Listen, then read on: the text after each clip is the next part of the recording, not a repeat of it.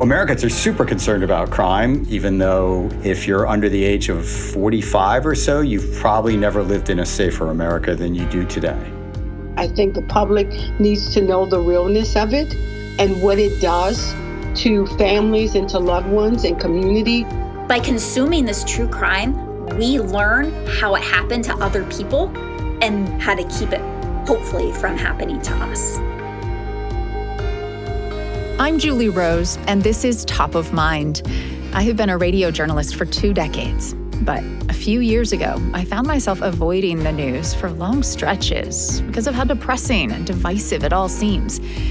I still wanted to be informed and engaged on important issues, though, and I figured I couldn't be alone in that. So we created this podcast. Each episode, we tackle one tough topic in a way that will challenge you, help you feel more empathy, and empower you to become a better citizen, a kinder neighbor, and a more effective advocate. Today, America's crime obsession. I was very young, probably inappropriately young, maybe around 11 or 12 years old, and my mom gave me a true crime book to read, and it was called The Wood Chipper Murder. This is Amanda Vickery. It is about a guy who murdered his wife and put her body through a wood chipper. And my mom was a true crime fan, and apparently she thought it was time that I get started. And, maybe she was onto something because it sounds horrible to say, but I loved it, right? I was fascinated with it. And I can remember being in high school. This was, before cell phones and podcasts and everything. I would have my Anne Rule book, the most famous true crime author, right? I would have it hidden under my desk, reading it during class instead of paying attention.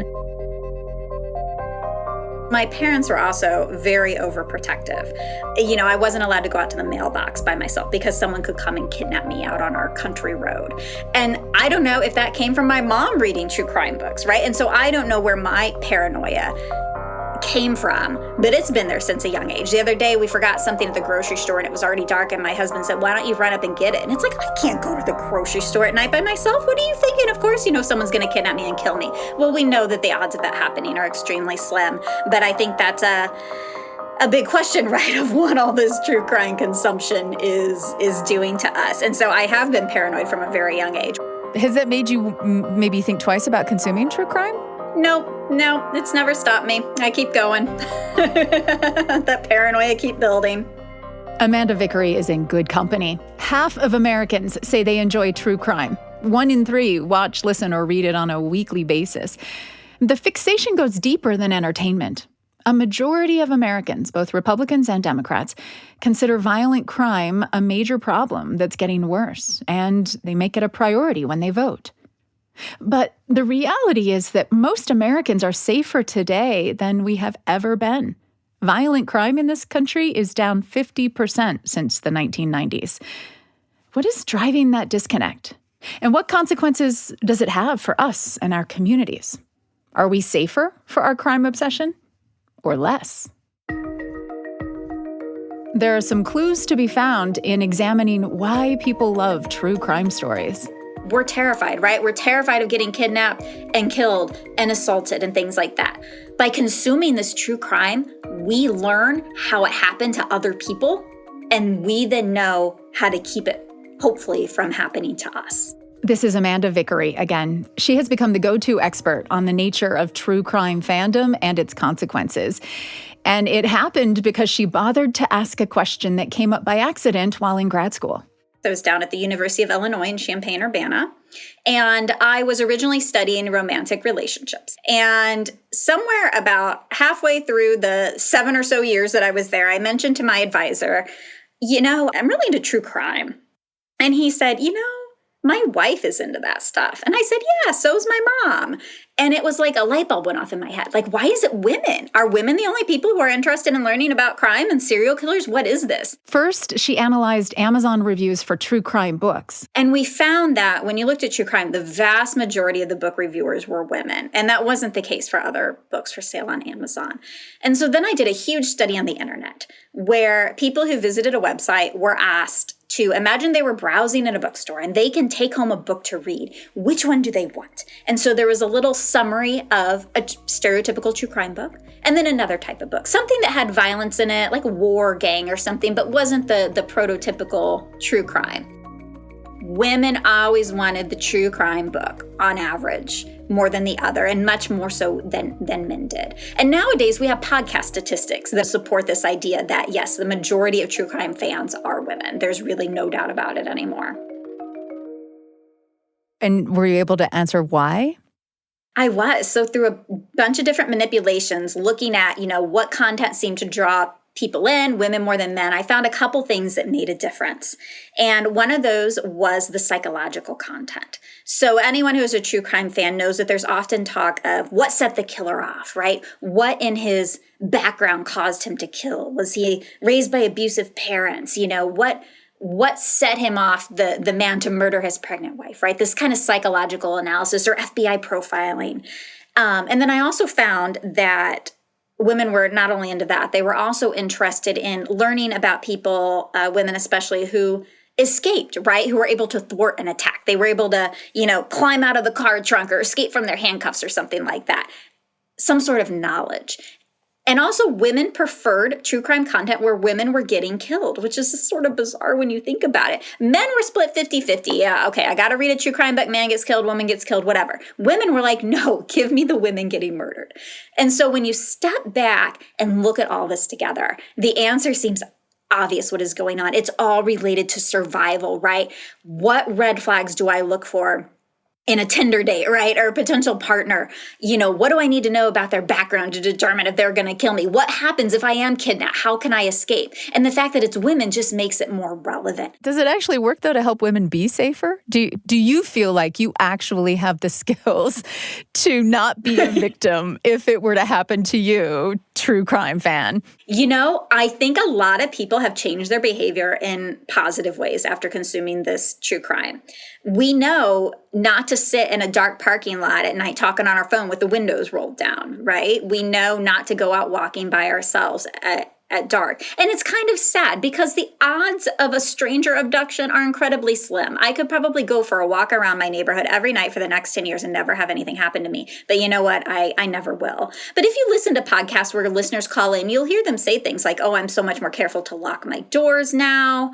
And things like that, or carry mace, or make sure I have my iPhone tracking on so someone can find me if I go missing. And so I think people are getting smarter about things. Do you think that it is affecting the way we treat one another, or shaping our own internal implicit biases, whatever you want to call it, the way that we perceive other people because of the world that we imagine that we live in based on all this consumption? I think that could definitely be a downside. I mean, if someone offered to carry my groceries to the car, my first thought is, oh my gosh, they're going to kidnap me and kill me, right?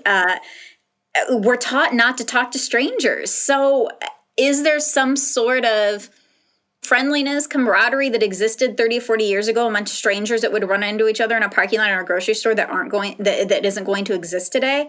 I think that's true. And I think our consumption of true crime has had something to do with it. Is it necessarily bad? I'm not sure. I mean, if it's at the point where we can no longer communicate with other people because we're terrified, then that may be a little extreme. But unfortunately, I think it's a big part of all of our lives, especially women. That grad school research turned into a career focus on crime, gender, and the media. Vickery is now chair of the psychology department at Illinois Wesleyan University in Bloomington, Illinois. And while she's still an avid fan, her true crime preferences have shifted a bit. I like to think I've gotten a little more mature in my true crime interest. I mean, there's a huge debate these days about the ethics of true crime, and some of it can feel a little uncomfortable, right? It's bedtime, you want to calm down before you go to sleep, and so you're going to listen to a podcast about the worst day of someone's life. Maybe someone lost their daughter to a serial killer or something. And it's so counterintuitive. Why do we enjoy that?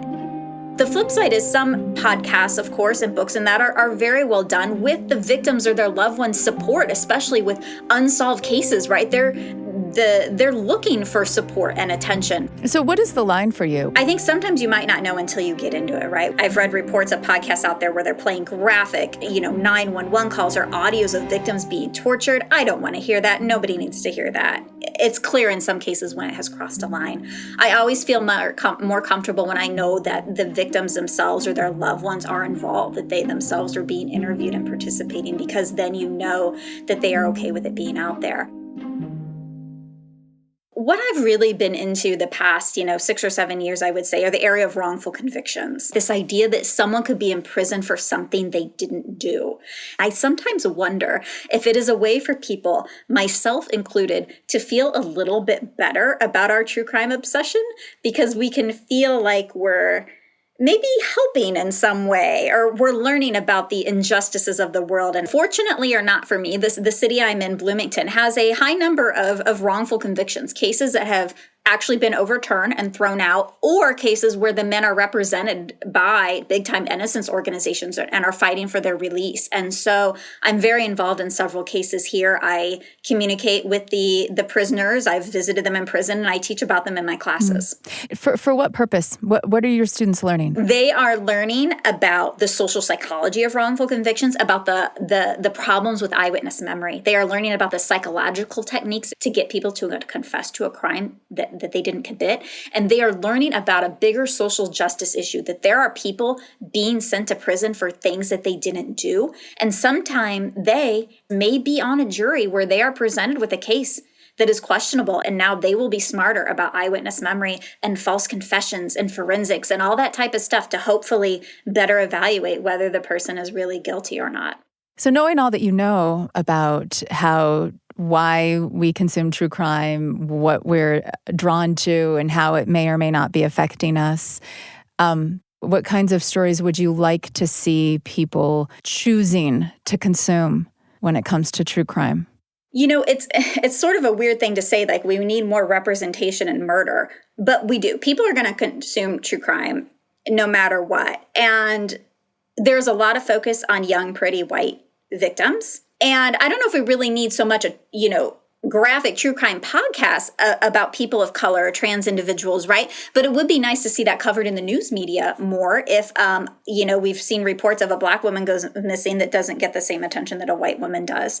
So I would like to see some of that occurring in the mainstream media more. But I think that it's really important for society to realize that there are people in prison for things that they didn't do, and learn more about when things go wrong, why do they go wrong? Amanda Vickery is a psychology professor at Illinois Wesleyan University. So maybe we obsess about crime because we want to make sure we don't fall victim. The percentage of Americans who worry frequently about getting carjacked, mugged, or murdered is at a 20-year high. But why are we obsessing about crime at all when... If you're under the age of 45 or so, you've probably never lived in a safer America than you do today. There's a reason for the disconnect, and consequences, too. I'm Julie Rose. This is Top of Mind.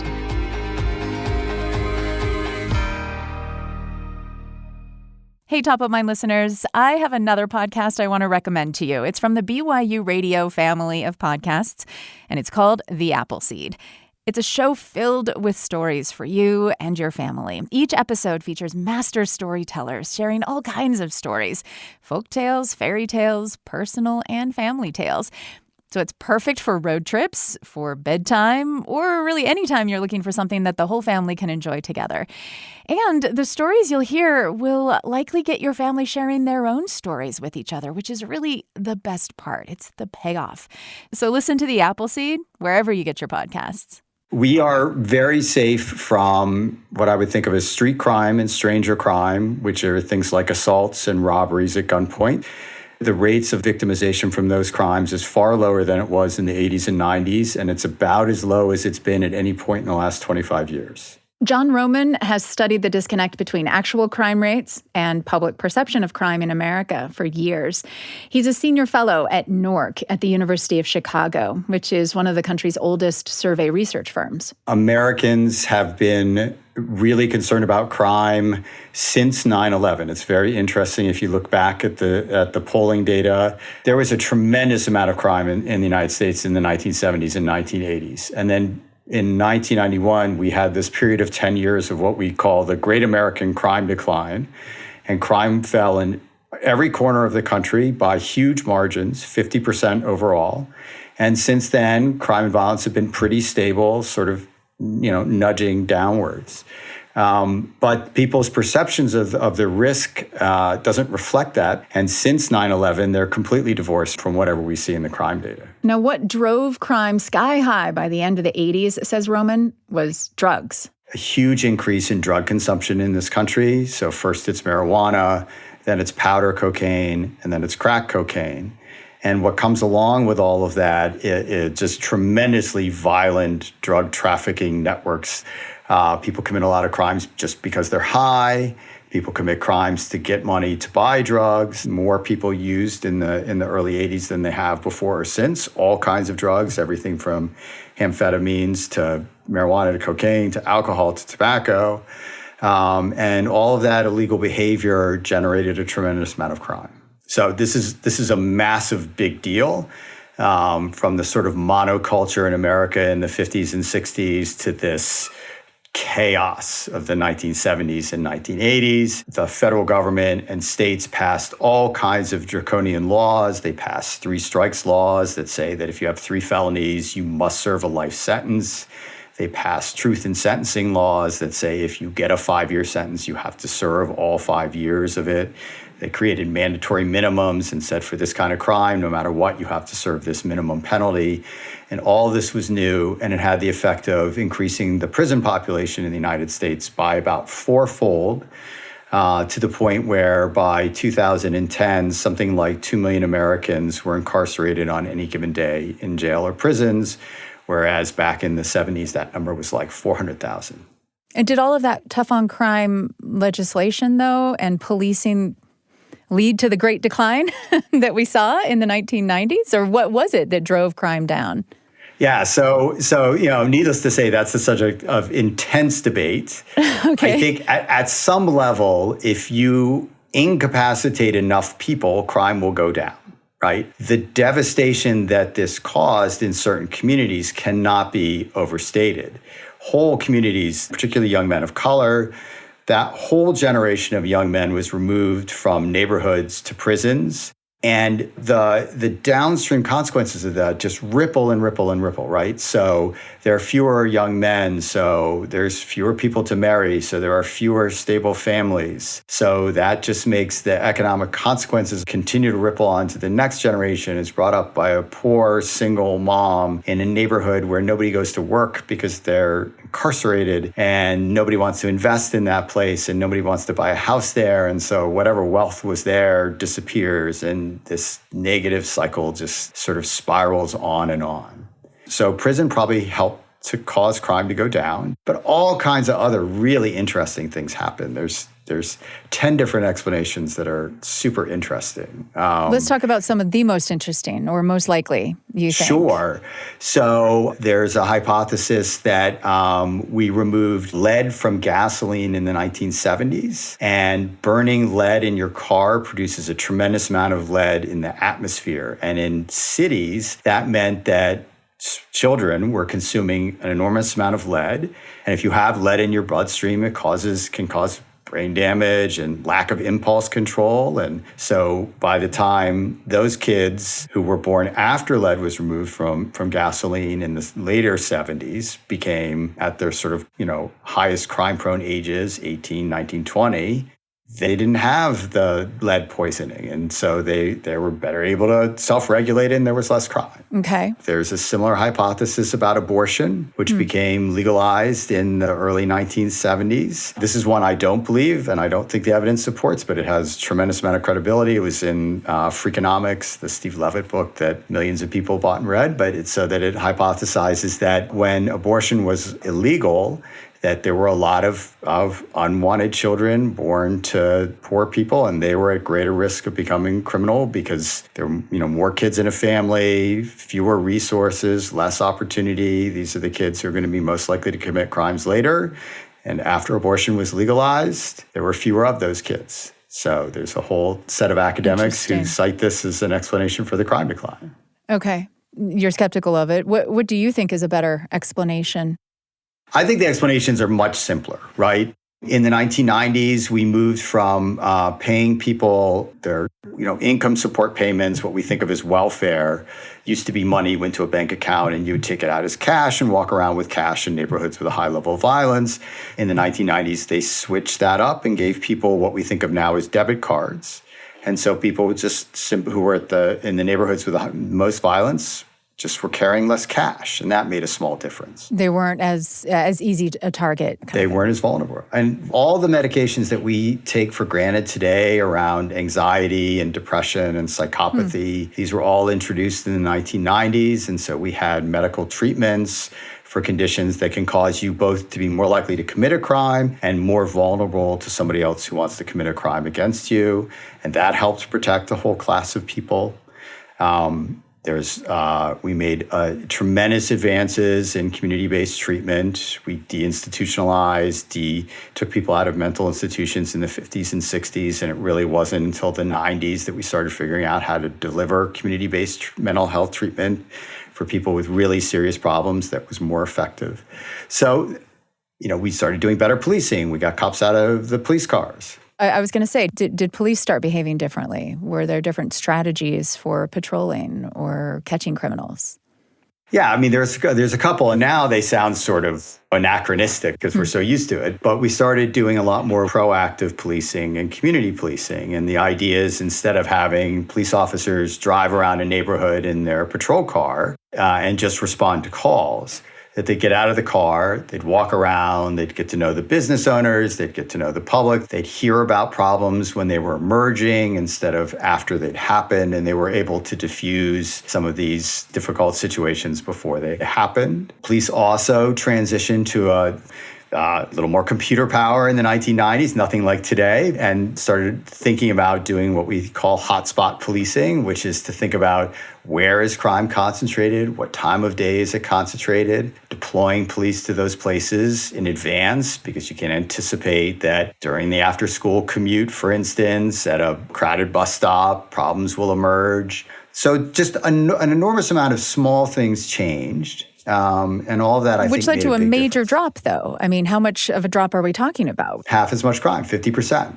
And so in terms of public opinion, Americans do start to feel safer. That does have an effect over the course of the 90s.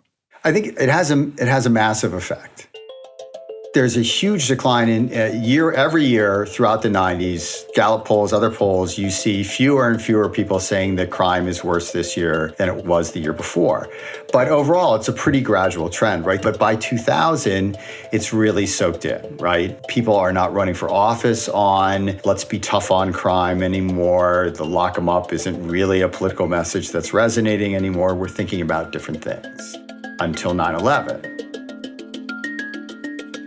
It was a collective trauma, just like any other trauma, right? Once you experience that trauma, the way you see the world changes, and often sort of permanently. People felt vulnerable. Part of it is that at the time they were being told, the mall might be dangerous. That might be the next terror attack. We don't know. It might be a dirty bomb that could go off anywhere. And so that collective trauma really changes people's perceptions. And one of the ways it manifests is the fear of the unpredictable. And what has happened to that concern since then?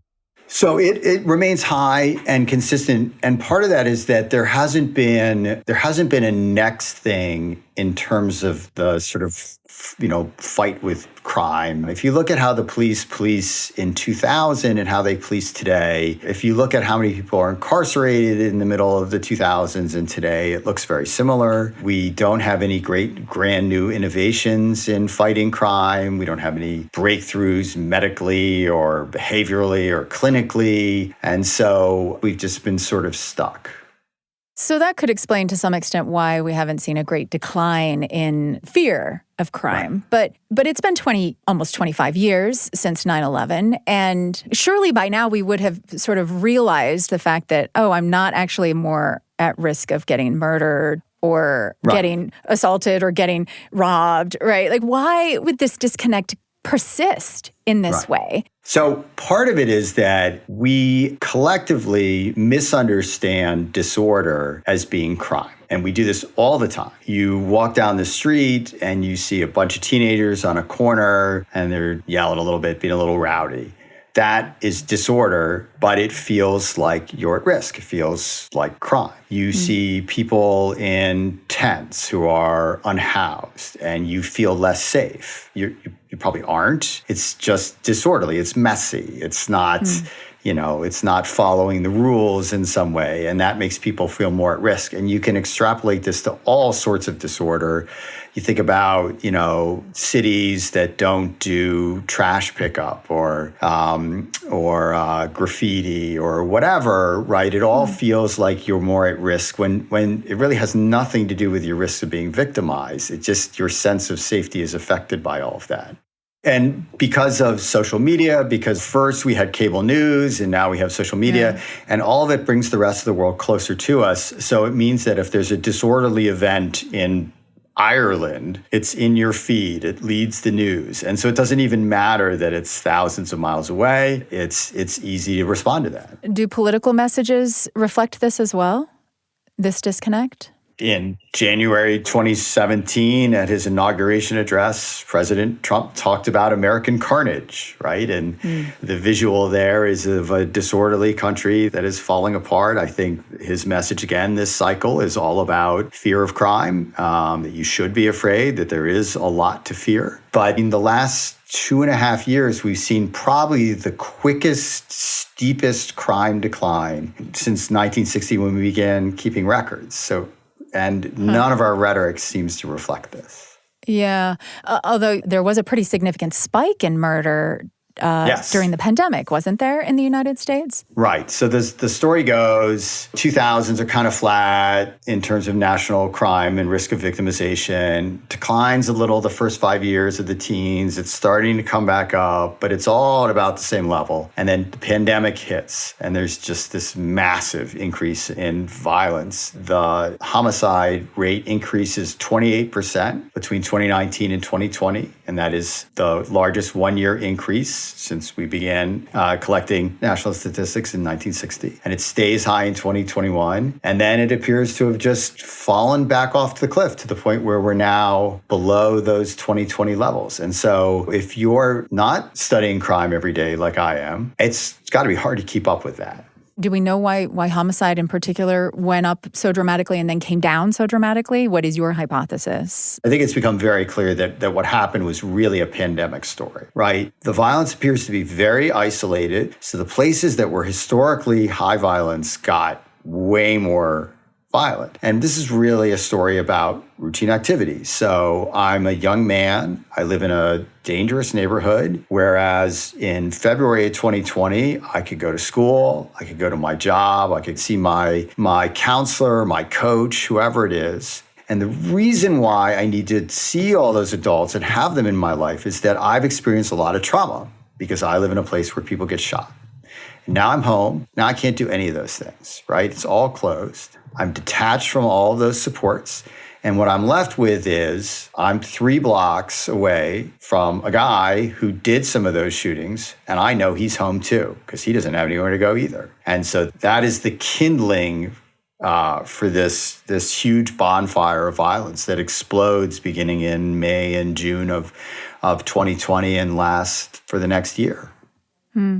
And then when all of those things come back online, schools go back in session, police are more fully staffed, like all that kind of just declines when it comes to homicide. Yeah, my hypothesis here is really that the other thing that happened between March and May of 2020 is that more than 1 million local government workers lost their jobs. And so those are the people who are actually hands-on, touching, connecting the young people who are most at risk of violence. And when those folks came back to work, violence plummeted.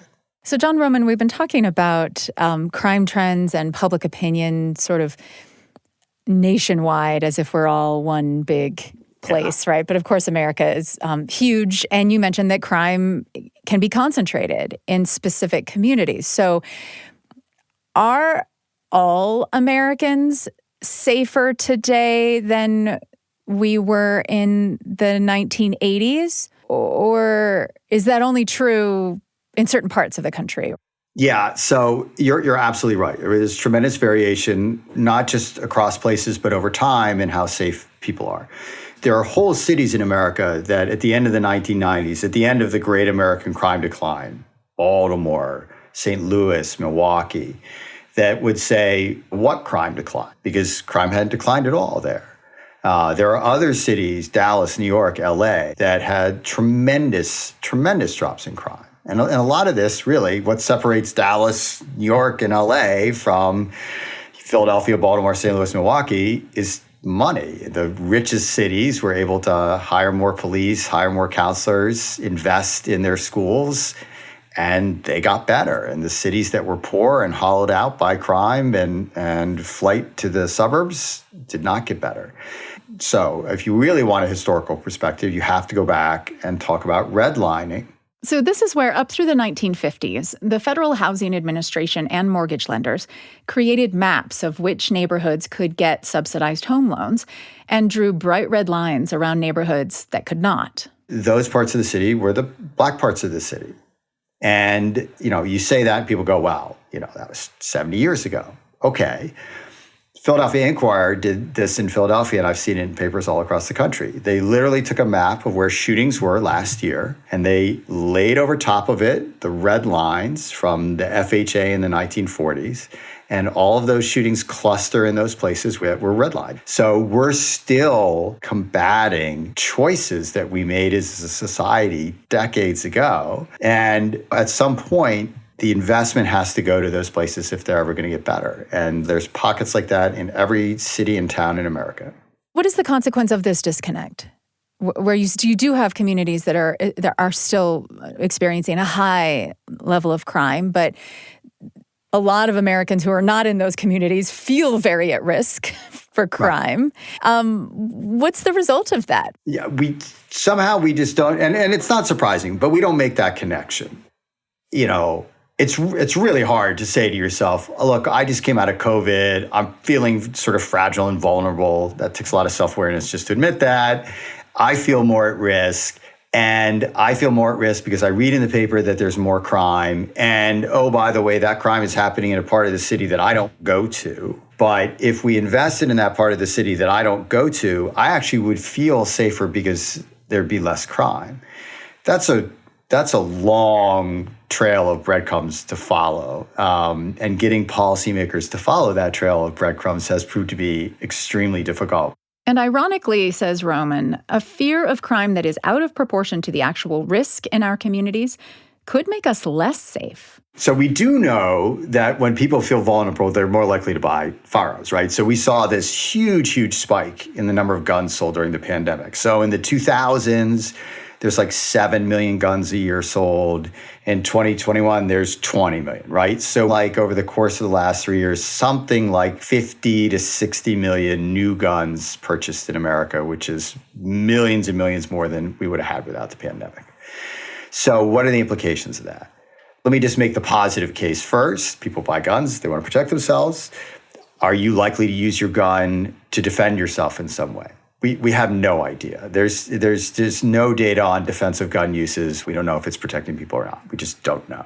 We do know what the negative consequences are potentially. We know that if you bring a gun into a home and there's a woman in the home, she is far more likely to become the victim of a gun crime than if there was no gun in that home.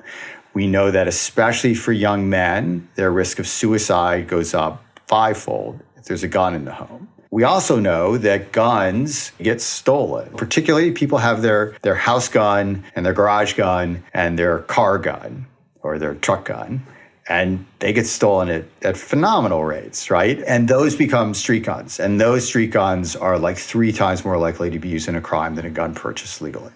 Maybe that's the ultimate example of trying to do something to make ourselves safer and actually making ourselves more at risk is buying a gun. Yeah. Do you see this disconnect correcting itself? Are we on a path to returning to a place where the real threat of crime matches our individual level of fear of being a victim of that crime?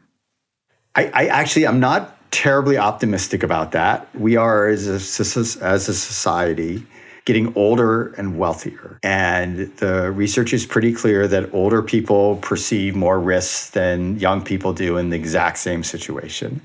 And wealthier people perceive more risks in the exact same situation than people with less money do. And part of that is you physically feel more vulnerable. Whether we as a society are getting wealthier or not, almost everybody has more money at 50 than they did at 20, right? So you have more possessions at risk. And so all of those things make us want to exert more formal social controls over our spaces and each other. So what would be the ideal level of concern for our safety in terms of, actually being safe as a country, do you think? So a couple thoughts, right? So one thought is to say, it would be okay if we overestimated our risk of being victimized, if we use that to motivate good policy. And by good policy, I mean prevention.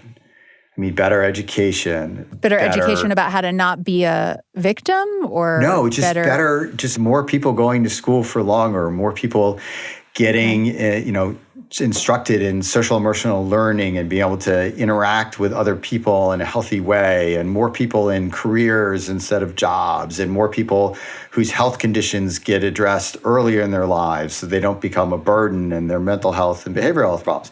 That if we did prevention along all of these lines, we would all be way safer, and then it would be fine that we'd overestimated our risk of being victimized because we'd channeled it into something very positive. The other thing is the people who are at most risk to us are people we know. And this is true not just within intimate relationships. This is true when you even think about something like shooting. Most people who are shot by somebody that they know. The amount of stranger crime in this country is really small. If we did teach people a little bit more about where their actual risks are and help them navigate their relationships better, and gave them more tools to get help when they're in trouble, all of that is way more important than protecting us from the boogeyman, who probably isn't out there anyway. John K. Roman is a senior fellow in economics, justice, and society at NORC at the University of Chicago. He's director of the Center on Public Safety and Justice, and you can find his many fascinating writings on these topics on his Substack, johnkroman.substack.com. Thank you so much for your time today. I've really enjoyed speaking with you. Thank you for having me. So what are we missing about the greater threat to our safety while we obsess about getting mugged or murdered by a stranger? Society doesn't understand intimate partner violence. We're slow to see the signs, quick to blame the victim for not leaving. I went back and things were perfect for 2 weeks until one night I found his hands around my neck and he said, "If you ever leave this house again, I'm going to kill you." Coming up next on Top of Mind, the difference it would make if we focused our concern on the most prevalent violent crime. I'm Julie Rose. We'll be right back.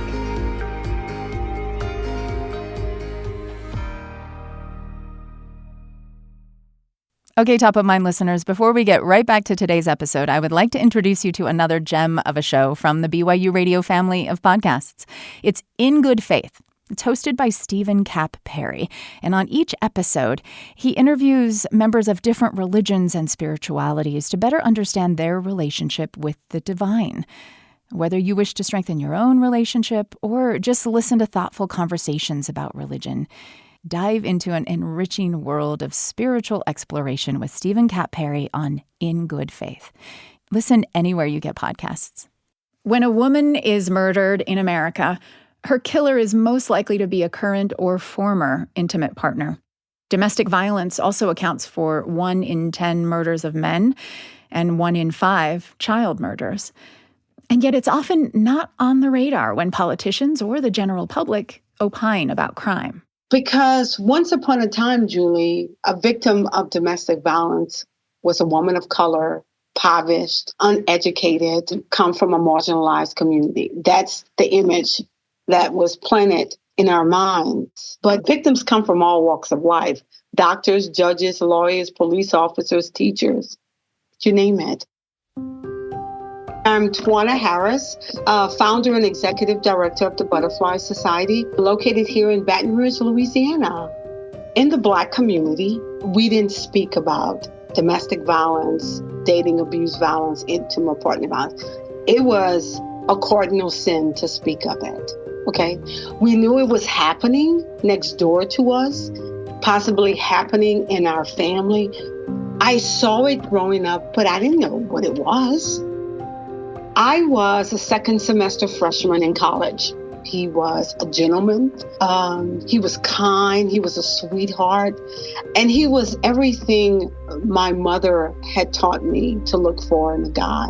He was my Prince Charming for 3.5 years, until one day we were headed back to our apartment and we were having a simple conversation, and it got a little heated. I felt a slap across my face as he's driving. And I sat there for a second and I could not utter one word. Because to myself, I was saying, where did this come from? How could this be?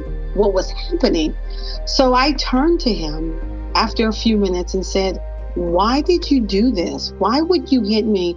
And his response to me was, if you had kept your mouth closed, it would have never happened. And here I am, 22 years old. I was in love, my first real relationship. So as time went on, things began to progress, from a slap across the face, insults, degrading, humiliation. He isolated me from family and friends. I blamed myself for what was happening. I must have caused this. Harris's story, horrifying as it is not unusual. Many of the reasons she didn't see it coming, and her family and friends didn't recognize it either, are common with intimate partner violence. And so was Harris's response. I was suicidal, very suicidal. I had lost a lot of weight. My hair was falling out. I walked away from school. I quit going to class. I couldn't function. I had black eyes, broken ribs. I just didn't know. I didn't know what to do. And I had a cousin who I was very close with. One day she called and she said, I hadn't seen you in a couple of days. What's going on? And it just came out. I began crying unstoppably. And she said, what is going on? And I said, he's beating me. She said, what do you mean he's beating me? I said, he's abusing me. I said, I don't know why he's doing this. And her words to me were these: what can I do to help?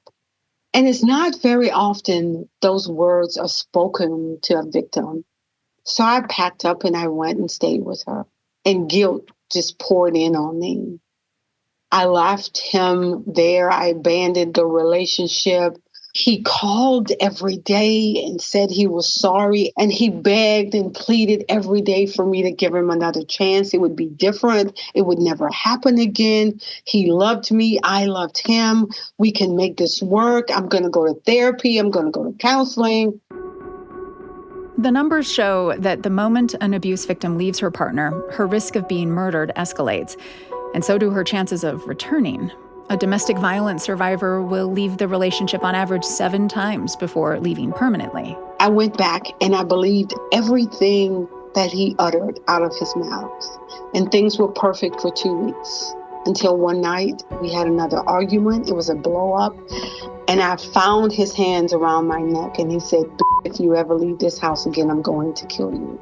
And I saw myself dying at his hands. I looked in his eyes and I saw the madness and the anger and what he was capable of doing that day. And he dropped me to the floor at that point, and I laid there and I said to myself, why did I come back here?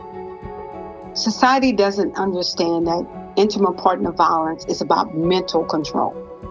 And mental control is if I can control your thoughts, the thought process, I can control you entirely. And what society gets wrong is when a victim leaves and go back is because emotionally I am connected to this person. Emotionally, I'm invested in this person. I have kids. If kids are involved, a lot of the time the female leaves with the children and she's blamed for leaving. And how could you leave? How could you remove those kids away from their father? Also, financially, sometimes financially, the money is not there to pack up and just leave with your kids. He's the breadwinner. He provides it all. You're a stay-home mom. You're not working. You've never worked. I have to stay put for my kids. The threat of leaving. You leave, I'm going to kill you, the kids, and possibly your family members. That's just to name a few, but there's many reasons. Luckily, Tawana Harris had a supervisor at work who noticed something was wrong. She would often say to me, Tawana, I know there's something going on with you, and it's in my stomach, but I just can't put my hands on it. But whenever you need to talk, my door is open to you. So I find myself walking into her office a couple of days later and told her what was going on and that I had left and gone back. And she said to me, we're going to get you out of this. We found an apartment. They paid a couple of months rent for me. And she said, it's here. Now it's up to you. And the night before leaving, I went to bed and I prayed and asked God to please help me with this decision. Because I was torn, because I was in love and I saw myself marrying him. And I woke up the next morning and that subtle voice said to me, today's the day you leave. I moved into an apartment and I felt so alone. And many nights I cried myself to sleep. I packed a bag one night. I was headed back to him. I immediately stopped in my track and said, what are you doing? You're free. You have your freedom. What are you doing? So I went back upstairs and cried myself to sleep. So I went to therapy.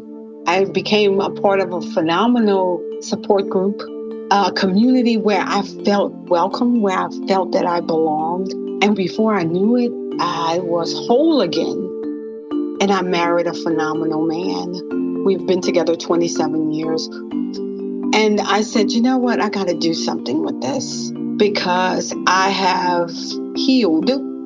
It's for me to release and share with someone else, hoping that it would empower them to know that there's life after domestic violence.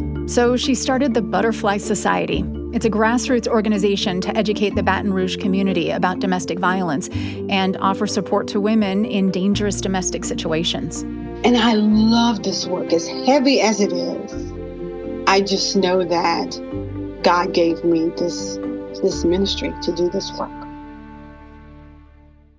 20 years ago, you would never find an organization like the Butterfly Society in an African-American church on a Sunday morning talking about domestic violence and intimate partner violence. Never. Now you are called, can you please come speak to my congregation about domestic violence? We are experiencing some of that in our church. I would love to see more faith-based communities coming on board with us, standing with us shoulder to shoulder and say, you know what? We will build a coalition where in every church, every faith house, there is a resource center listing every resource in your city, in your town. There's training that's taking place for the pastor, the associate pastor, all the way down to the altar boys and the altar girls. We're big on outreach and awareness and education. We go into the schools where we dive into this conversation with our young people about dating abuse. We also have a men coalition. The Butterfly Society has a men coalition where a core group of men go out into the community and speak about domestic violence to other men. And we find ourselves speaking to athletes, basketball, football, softball, We also find ourselves in barbershops having conversation with men. Barbershop talk, we call it. And the men who are abusers or former abusers, they openly admit that they are. They will tell you what we have been told is, I saw my dad abuse my mom as a boy. I come from that environment. I grew up in it. No one told me differently. And to discover that it's wrong, it's a challenge for one to understand. Now, considering how much we misunderstand about domestic violence, Harris could be frustrated with the way media coverage and true crime stories drive that disconnect. But it turns out she's actually a big fan. I watched Fatal Affair, Do Anything for Your Man. I watched Tamara Hall. She lost a sister to domestic violence. What else do I watch? I think a lot of times the stories have been in the past watered down. Domestic violence, intimate partner violence is not a matter or issue that should ever be watered down. I think the public needs to know the realness of it and what it does to families and to loved ones and community, how it tears families apart, how a number of times you will find children losing their mothers and their fathers to this, and they're left parentless.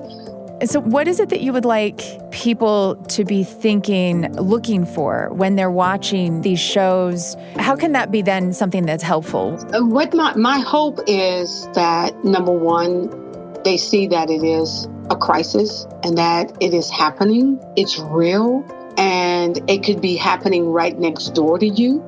Also, that it could be you. You may be one that's in that situation and doesn't recognize that you are in a domestic violence marriage, relationship. And number three is, I hope that they would take from it, what can I do to help?